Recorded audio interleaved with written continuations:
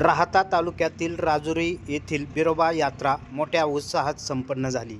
यात्रा कमिटीच्या वतीने मंदिर परिसरात व मंदिरावर मोठ्या प्रमाणात विद्युत रोषणाई करण्यात आली होती।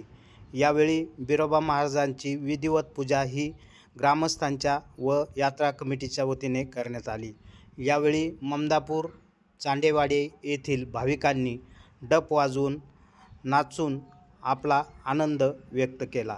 यावेळी राजुरी व परिसरातील भाविक भक्त मोठ्या संख्येने या यात्रा उत्सवात सहभाग नोंदवल्याचे चित्र पाहावयास मिळाले आहे।